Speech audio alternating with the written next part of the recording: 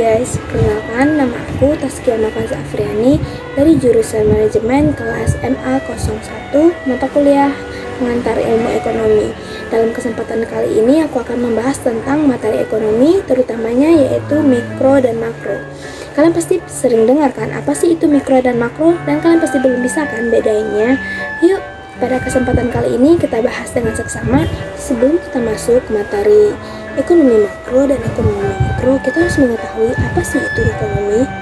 Ilmu ekonomi adalah ilmu mempelajari tentang perilaku individu untuk memenuhi kebutuhan yang tidak terbatas dengan persediaan yang ada.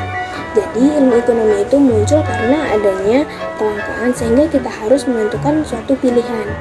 Nah, dalam menentukan suatu pilihan itu disebut dengan ilmu ekonomi. Misalnya, kalian mempunyai uang 100.000, kalian bingung mau beli baju atau beli buku. Berhubung kalian akan memasuki sekolah, maka kalian akan memilih keputusan untuk membeli buku. Nah, keputusan tersebut atau pilihan tersebut adalah ilmu ekonomi.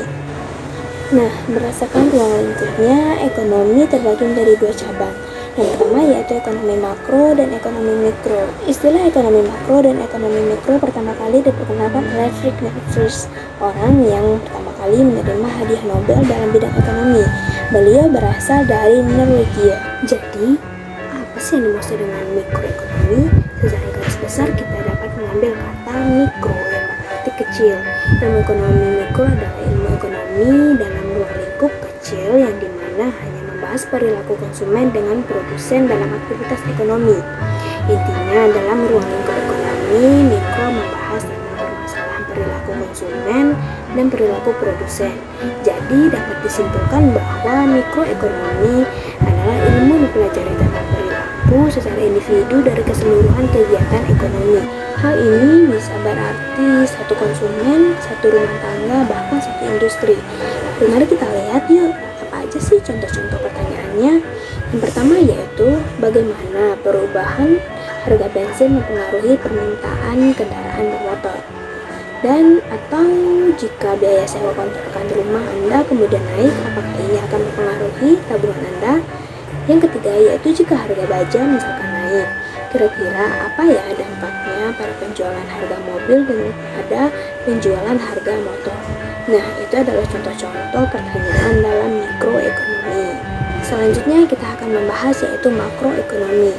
Makroekonomi secara garis besar kita dapat mengambil kata makro yang berarti besar. Makroekonomi artinya kita mempelajari hubungan antar agregat ekonomi yang lebih luas seperti pendapatan nasional, pengangguran, neraca anggaran, dan inflasi. Tentu saja ini sangat berbeda dengan studi mengenai unit-unit pengambilan keputusan individu. Adapun pertanyaan-pertanyaan dalam ekonomi makro yaitu bagaimana investasi asing mempengaruhi pertumbuhan ekonomi.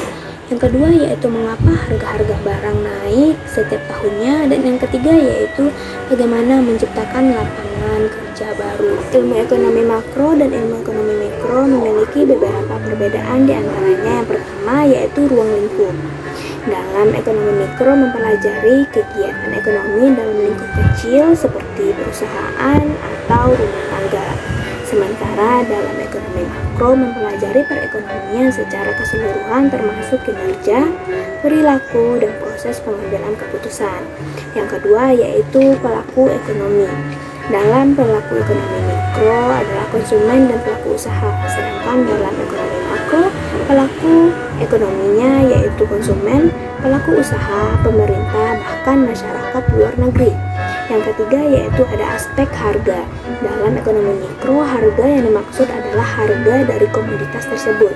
Sedangkan dalam ekonomi makro, konteks harga adalah tingkat harga secara keseluruhan.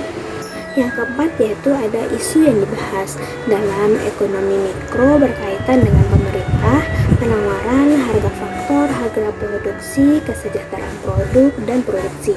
Sedangkan dalam ekonomi makro berkaitan dengan isu-isu pendapatan nasional, distribusi, lapangan pekerjaan, tingkat harga umum, serta uang.